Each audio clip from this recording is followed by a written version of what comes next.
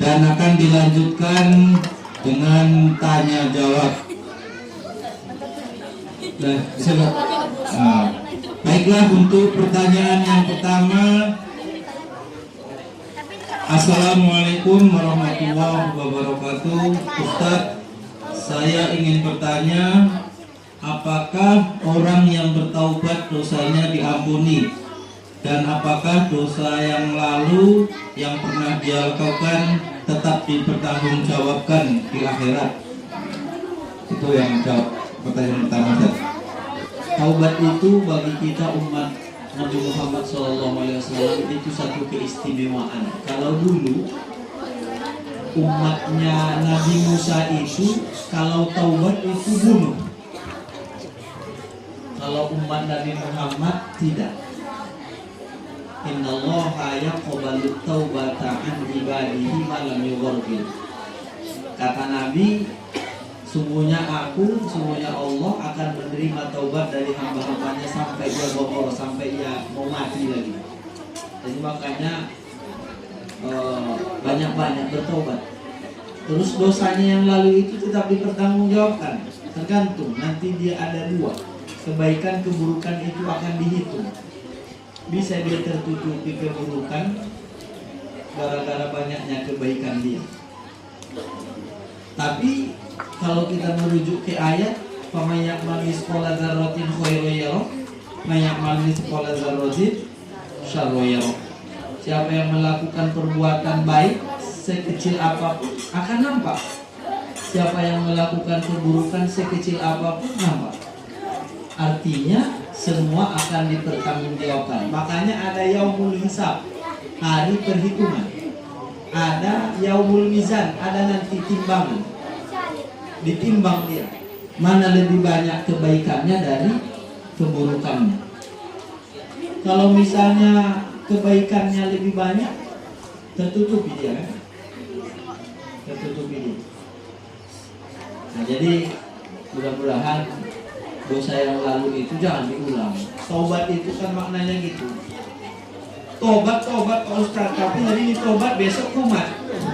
Iya. Macam orang haji itu kan, lagi di Mekah, tobat, balik ke Indonesia, kumat. Macam kalau orang Sumbar bilang, tobat sambalan namanya. Tobatnya makan makan cabai rawit. Udah nggak mau lagi, udah mau lagi. Besoknya diulang lagi. Ada yang gitu tobatnya. Ini yang bermasalah ini. Makanya istiqomah. Udah tobat-tobatlah. Lakukan lagi. Baik, apa tanggapan Pak Ustadz? Dengarkan. Kalau Bapak Ibu-Ibu, kawan bertanya kita dengarkan. Mungkin kita mau tanya juga, tapi udah ditanyakan kawan. Syukurlah, nggak perlu kita nulis lagi. Apa tanggapan Pak Ustadz tentang peraturan Menteri Agama yang mengatur tentang suara toa yang tidak boleh terlalu kencang, terlalu keras, padahal dengan penduduk mayoritas Muslim di negeri kita? Tanggapan saya situasional dan kondisional juga sebenarnya. Kalau di tempat yang mayoritas Muslim mesti kita kumandangkan. Kalau bisa kita banyakkan lagi itu aja. Iya. Sedangkan dipanggil begitu orang Islam itu nggak kedengaran, mereka nggak mau datang ke masjid, ke musola. Apalagi mau disunyikan ya. Nah itu. Jadi, tapi kalau tempat yang kita misalnya minoritas itu kan tergantung keadaannya, sikonnya itu. Menteri Agamanya itu kurang bijak diksi yang diucapkan. Itu aja, kita nggak mendukung lah masa perbandingannya kegombongan. Itu aja. Tentu hal itu kita tidak sepakat, sangat tidak sepakat. Nggak mendukung itu. Tapi kalau misalnya suara tua ini mau diatur, dibaguskan lagi, biar dimantapkan lagi tuanya.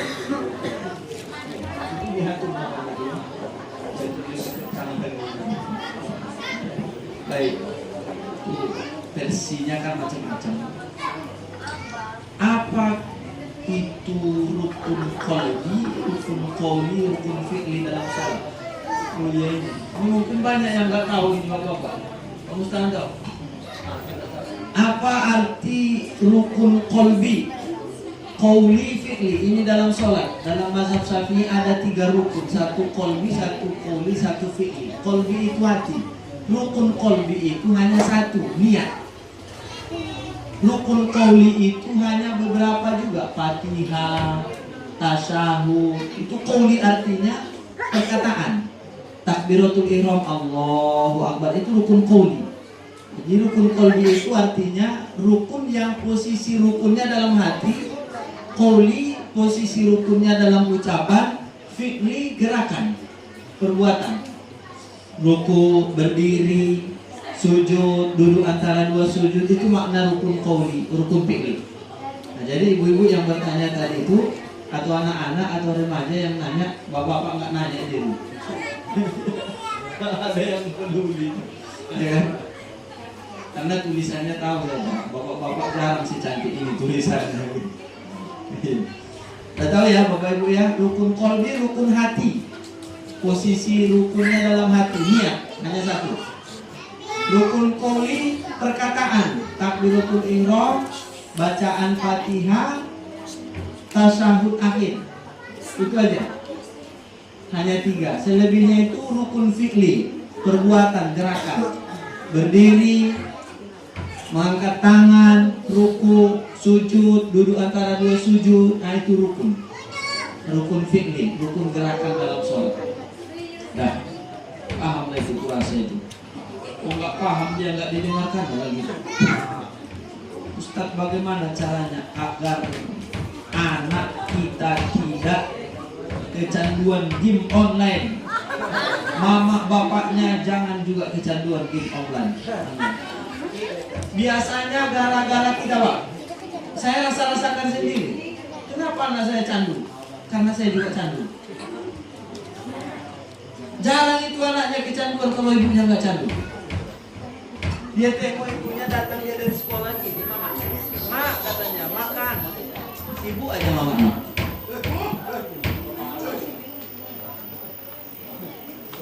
Nah, jadi salah satu caranya juga Bapak Ibu, anak-anak kita ini jangan kasih dia kesempatan untuk itu. Usahakanlah, pandai-pandailah, doakan dia. Ya, karena apa yang dia tengok itu, apa yang dia lihat itu yang dia contoh. Siapa yang paling dia contoh? Mak bapaknya. Ya, mak bapaknya itu. Banyak orang curhat gara-gara game online ini. Skater juga, chip juga ya kan. Assalamualaikum Pak Ustadz. Waalaikumsalam. Apa hukumnya kepala keluarga lebih peduli pada orang lain dibandingkan kepada keluarga sendiri? Ini hukumnya tentu kurang berakhlak. Kata Nabi, ana khairukum li ahli, khairukum li ahlikum wa ana khairukum li ahli. Saya ini orang yang paling baik kepada keluarga, maka jadilah kalian yang paling baik kepada keluarga kalian. Sebaik-baiknya kita kepada orang harus lebih baik kepada keluarga. Itu apanya? Poinnya ya. Kalau ada suami yang lebih baik kepada orang lain, dicuri suaminya. Iyalah. Ada kelainannya. Dan memang ini kadang ada Bapak Ibu, kalau kurang lain senyum lebar, tapi di rumah cemburu.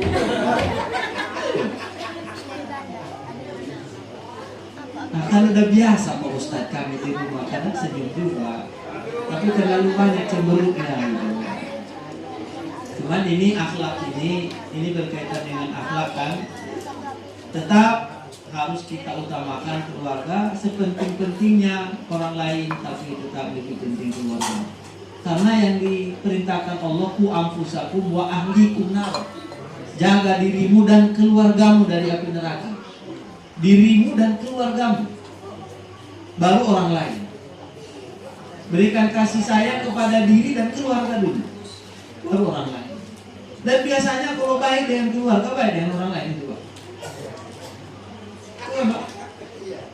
Cuma Cuma kadang ibu-ibu nih kadang sensitif kali itu. Iya. Bapak ini biasa aja nih bapak itu. Iya. Siapa lagi? Orang dia suami katanya kan. Jangan ya ibu-ibu. Ya, suami baiklah sama istri. Kan dulu kan kau lah bintangku, kau lah bulanku, karena kau banyak utangku. Dulu. Sekarang tidak pernah senyum lagi sama bini. Dulu kan udah dipilih itu, semati kita dek ya jadi. Mati kawan tuh gak mau dia ngawani lagi. Assalamualaikum Pak Ustadz. Waalaikumsalam warahmatullahi. Apa boleh ijab kabul diwakilkan oleh orang lain? Apakah sah nikahnya? Boleh. Boleh. Pak Mustahan wakilkan dulu pernikahan saya nanti. Terima dulu nikahnya. Saya bilang misalnya mau poligami saya contohnya bu. Contoh. Nikahnya di sini bu, Sungai Bulu kan. Saya bukan baru. Saya telepon Pak Mustahan. Pak Mustahan, tolong wakilkan akad nikah saya nanti. Sah.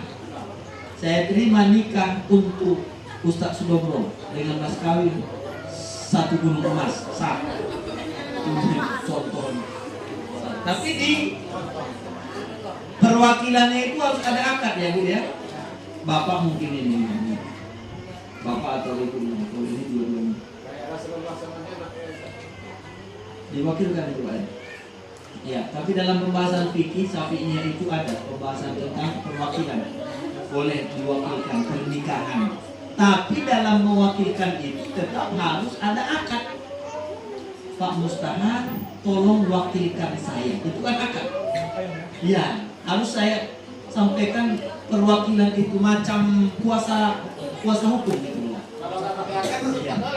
Nah, iya makanya nanti dalam akad itu juga aku terima nikah Sianu binti Sianu kepada, sebutkan orangnya, jangan aku terima kepada aku katanya, nggak disampaikannya kepada yang lainnya itu kepada Sianu dengan mas kawin seperangkat alat sholat tunai misalnya.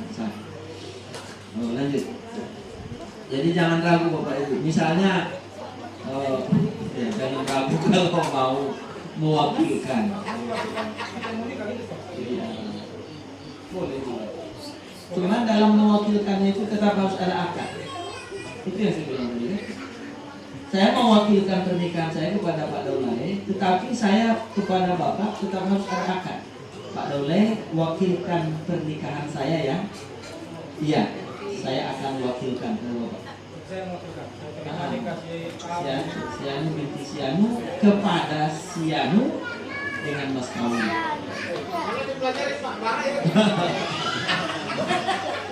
Oh, bisa memang kejadian Bapak Ibu kalau misalnya uzur dia satu di Medan calonnya, tapi akadnya udah mau dilaksanakan, nggak bisa ditunda lagi misalnya kan? Bisa juga diwakilkan. Nah tentu dia punya bahasa isyarat Pak, bahasa isyarat.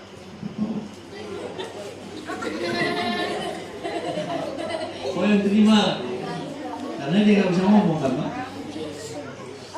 Ini tulisannya ini tulisan dokter gitu ya. Enggak ya. Apa ini apa nih? Assalamualaikum Ustaz. Waalaikumsalam. Kami mau bertanya, apakah tua itu haram? Kalau tidak kata jadi bertanya. Kalau tidak, berarti bapak-bapak yang nanya. Iya ini bapak-bapak ini. Kalau tidak sampai mabuk minumnya, adakah main batu termasuk judi kalau tidak memakai uang? Itu dua pertanyaannya. Tuak itu haram. Tuak itu tidak ada dia, walaupun tidak memabukkan, kalau jelas dia mengandung alkohol haram. Ma'aksaruhu haramun wa aqalluhu haram. Kalau dia banyak haram, sedikitnya juga jadi haram.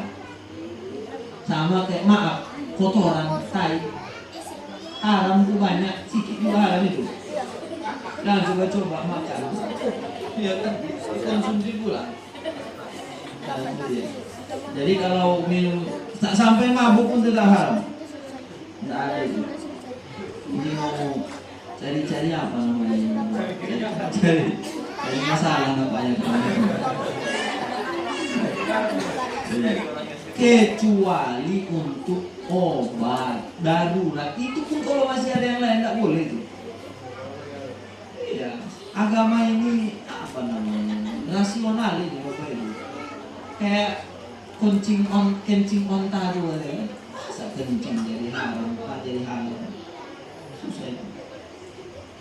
Obat pun jangan. Yang obat itu pasti ada yang halal. Apabila main batu termasuk judi, apakah main batu? Tergantunglah kalau main judi itu. Kalau hanya sekedar mainan, kami main di berempat, Pak Mustahan, Pak Endang, Pak Mustafa, saya kan main batu kami. Bikin kopi, Indomie. Nah, 4 saya bilang kan. Kalah menang saya yang bayar. Malam ini saya yang traktir. Besok Pak Mustahan, besoknya Pak Endang, besoknya Pak Mustafa. Mau kalah menangnya sama-sama makan Indomie, sama-sama minum kopi. Kalau yang kalah yang bayar judi, haram. Innamal khamru wal maisir wal ansab wal azlam rijsun min amali syaitan. Fajtanibuhu la'allakum yahtadun. Jadi khamar, judi itu haram. Judi online juga haram. Kalau ada nilai-nilai judi, sebenarnya kita tahu itu judi atau tidak. Jongkok-jongkok kan Ustaz judi haram. Yang kalah jongkok, yang menang dulu aja dia.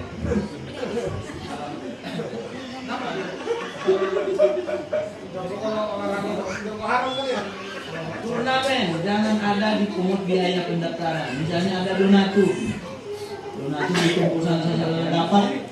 Nah itu kan hadiah itu Pak. Dikasih 1 miliar misalnya bagi pemenang. Itu turnamen. Bagi peserta kan tak dipungut biaya. Bukan mereka yang kumpul-kumpul pemain ini baru siapa yang menang dia yang dapat. Enggak. Cari donatur, cari sponsor, buat turnamen, siapa yang menang dapat hadiah. Itu beda konteksnya ya. Tapi kalau peserta yang bayar pemenang judi.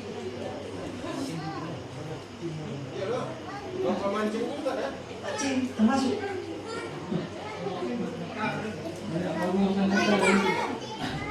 Itu mundina sama. Assalamualaikum Pak Ustaz. Waalaikumsalam. Bagaimana hukum memakan makanan orang non muslim? Contoh makan nasinya, kalau bisa dielakkan. Bisi pirok itu yang Pak Ustaz tahu. Yang paling toleran orang antar umat beragama. Ini muslim, sini kadang non muslim. Tetanggaan betul. Pesta muslim, orang non muslim datang. Pesta orang non muslim, orang muslim datang. Masih ada yang mau keluar, kadang adik-adik. Yang masuk Islam jadi bergabung, berbau betul. Toleransinya luar biasa. Kalau di tempat non muslim misalnya, mereka sediakan makanan khusus untuk muslim. Tapi kalau di makanan orang itu, tempat makanan itu, kalau bisa dielakkan, sebisa mungkin dijauhi.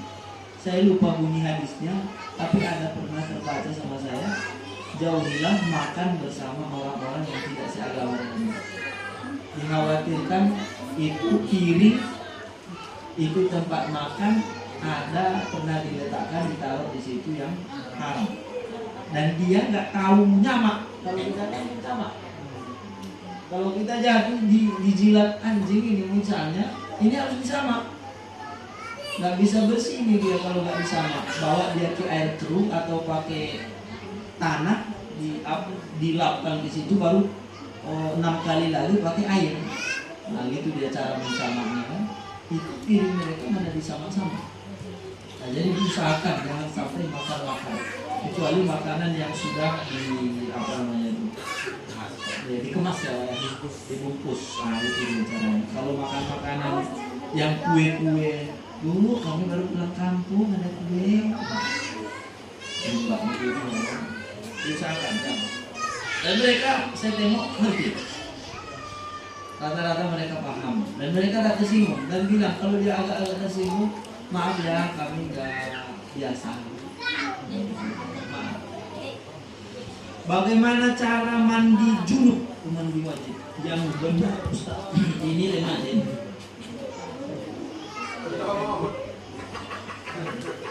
Mengalirkan air mulai dari ujung rambut sampai ujung kaki. Itu dia.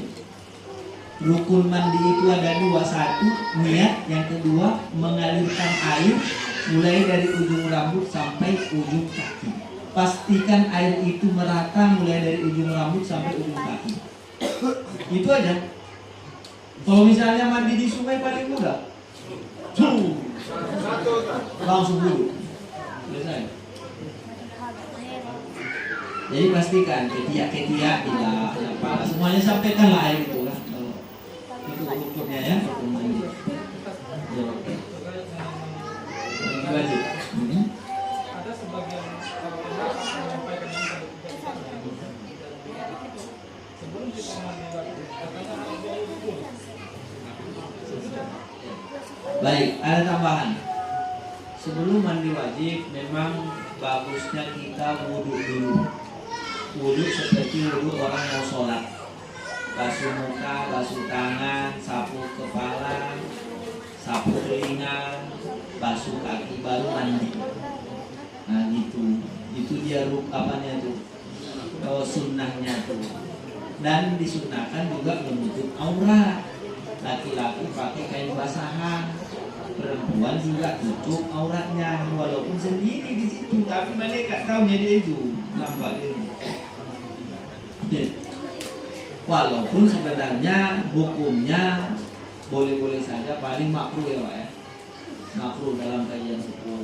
Jadi kalau mandi wajib itu sebenarnya pastikan air itu sampai mulai dari ujung rambut sampai ujung kaki, itu aja wajibnya. Tapi dia yakin kita sampai air itu, ya sabunan lah, gosok gigi lah, segala macam. Ada orang tak tahu memang rukun mandi. Di kampus saya pernah bercerita sama dosen, dia tanya, tapi jurusannya jurusan apa itu? Jurusan sains. Ditanya yang mahasiswa itu apa rukun mandi, katanya enggak tahu saya Pak.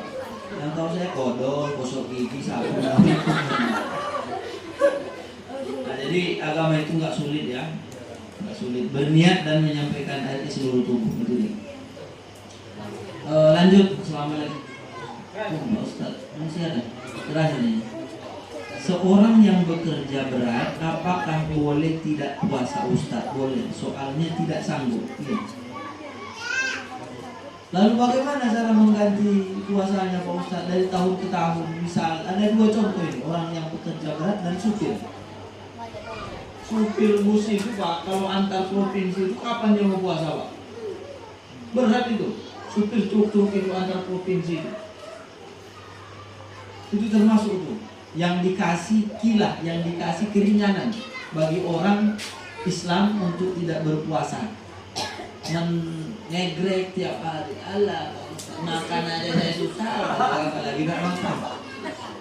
Tapi sebenarnya yang pertama niat itu. Kalau kita merujuk ke ayat, faman kana minkum maridun aw ala safarin fa iddatun min ayyamin ukhra wa 'alal ladzina yutiqunahu fidyatun ta'am miskin wa man tatawwa'a khairan fa huwa khairul lahu wa an tasumu khairul lakum in kuntum ta'lamun. Sebenarnya bagi orang pekerja berat itu juga puasa itu lebih baik, tapi mungkin soalnya niat kurang kuat. Saya udah teliti juga Pak, karyawan kita ini termasuk yang tinggal di Mandau, ada satu pengurus masjid itu dia kerja panen. Gimana Bapak kalau bulan puasa? Saya puasa Bapak. Kuat Bapak. Niat saya itu saya kuatkan. Saya minta pertolongan Tuhan. Sekali setahun saya bisa puasa ini. Itu pun saya tinggalkan pulang. Jadi aturlah, jangan diporsir, jangan banyak buah nanti dia mau cari premi, cari apa lagi segala macam. Ya yang sekedarnya aja kan. Tapi alhamdulillah katanya dia awalnya kawan-kawannya ada 2-3 orang yang ikut jadinya. Bisa juga dia Pak. Memang berat, dia akui berat. Tapi kalau dia kita kuat, dibantu kita. Kalau bolak-balik mandi Ustaz, dia puasa kan sambil kerja. Tapi balik masuk ke air kayak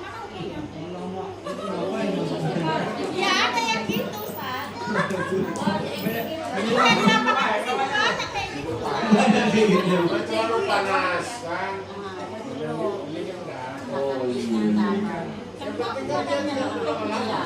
Terlalu banyak mandi di bulan puasa itu hukumnya makruh. Tetap tak membatalkan kecuali dia terminum airnya, Pak. Apalagi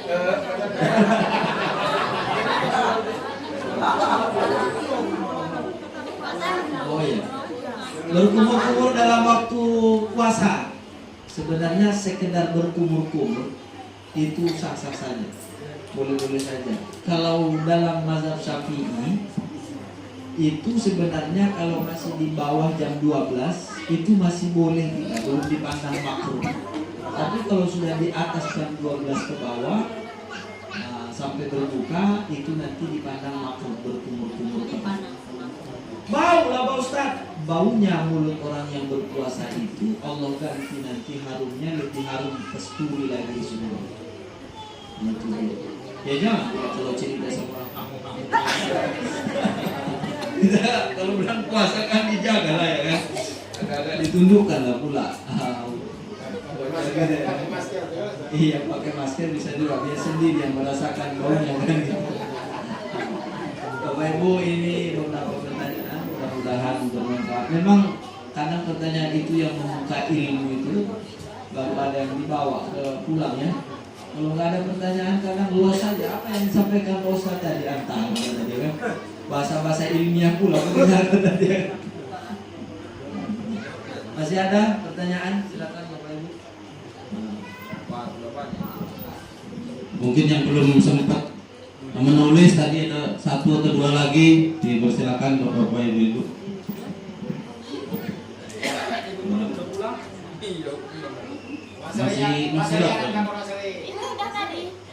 Masih di luar Kalau gitu. ngantuk kepanasan dia masuk air enggak, tapi kakinya aja nempel gitu.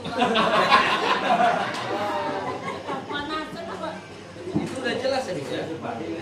Jadi kalau bisa, kalau orang yang puasa itu jangan pula terlalu banyak mandi. Ya, sebentar Mandi sebentar. Pak, nempel aja kakinya gitu. Kakinya ya. Ya. Oh, ya. Lebih bagus lagi wudhu kan? Jadi ibadah lagi dia. Lega lagi, ya, enak.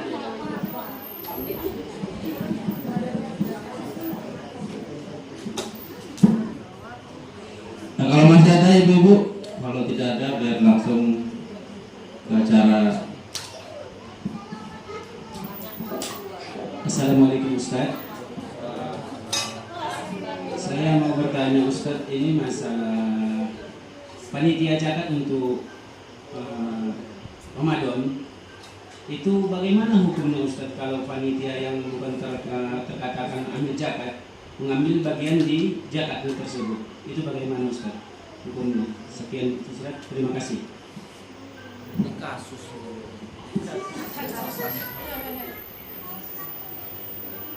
Panitia ambil zakat, bagaimana kalau dia ambil bagiannya?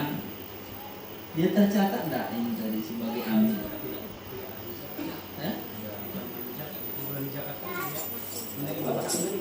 Ya, ini tidak hanya bantu-bantu doang. Ya. Sebenarnya panitia amil zakat itu memang nanti masing-masing divisi ditentukan ya. Ditentukan siapa-siapa yang jadi amil zakat itu, misalnya di musola ini berapa orang. Sudah setiap tahun ditentukan. Nah, ya ditentukan apa? Tapi kadang-kadang ada yang tidak ditentukan ikut juga dia nerima. Enggak. Oh enggak. Oh, mereka yang ditunjuk sebagai amil zakat itu mendapatkan bagian zakat itu boleh. Karena memang ada bagian amil. Cuman jangan terlalu dominan pula bagian amil. Masa cuma nerimanya sebentar aja, lebih banyak pula bagian amil daripada mustahak zakat. Jadi kita rasionalkan aja itu, berapa gaji orang kalau misalnya dia dihitung kerja 1-2 hari lah paling dari zakat fitrah ya.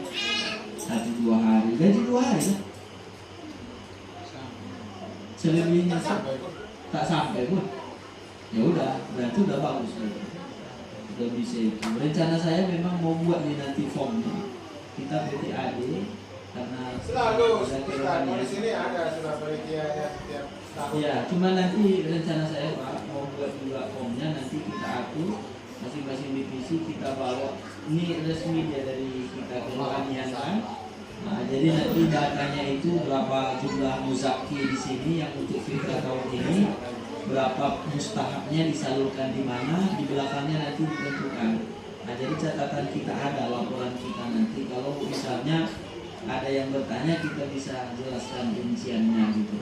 Kalau sebelum ini kan mungkin dicatat juga, tapi di kertas ya, di buku ya, di buku. Nanti kita buat lembarannya, berapa jumlah zakat di SPP, berapa penerimanya, diserahkan di mana, jadi dananya ada. Bisa juga sebagai catatan desa misalnya ya.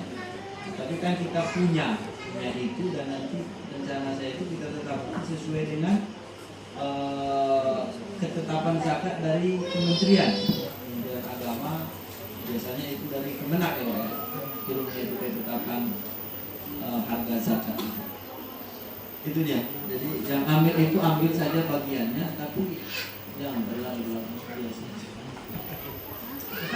Terkait dengan zakat tadi, yang mau saya tanyakan begini, dalam tata cara untuk kita berzakat ini kan, kalau kita pahami kan apa yang kita yang kita makan dengan zakat kan itu Ustaz. Sebenarnya begini, katakanlah biasanya, tapi di mana-mana pun saya perhatikan seperti itu. Contohnya kadang-kadang ada orang yang membawa beras atau dimakan dengan zakat dia kan itu Ustaz. Tetapi kebanyakan sekarang ini kan dia hanya membawa uang, membeli beras dari apa namanya, dari panitia, setelah itu dijakati gitu. Apa yang maksudnya tata caranya itu apa betul seperti itu? Kurang pas. Salah saudara saya. Kurang pas. Tapi kebanyakan di mana-mana saya lihat Enggak Pak. Kalau kami di kota nggak begitu.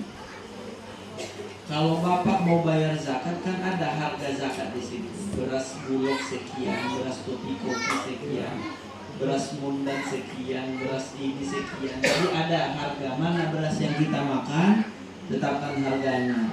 Ini dia beras yang kita makan untuk satu orang muzaki harganya sekian puluh ribu. Kalau dia ada sekian orang langsung diuangkan. Ini sebenarnya lebih tepat daripada kita beli beras kepada amil zakat, baru nanti kita serahkan, kita beli lagi, serahkan, beli lagi.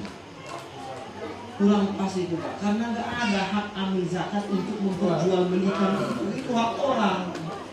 berarti intinya bagus diuangkan aja ya. Kalau mau uang, kalau nggak bawa beras, kasih. Serahkan zakat fitrahku, keluargaku, istri, anakku, jika sekian orang dengan jumlah beras sekian puluh kilo kepada amil zakat untuk disalurkan kepada yang berhak menerimanya. Kalau nggak bawa beras, bawa uang. Uang itu ada diserahkan. Ya, langsung uang. Karena ini kan sudah keluar juga ketetapan MUI, kesepakatan, ini namanya ijma Pak. Kesepakatan para ulama akhir zaman menimbang dan melihat untuk memperhatikan bahwa uang itu lebih dibutuhkan oleh orang-orang yang mustahak. Kalau saya kadang saya bawa beras langsung saya beli berasnya, baru kita kasih ke amil zakat, dia yang bagikan.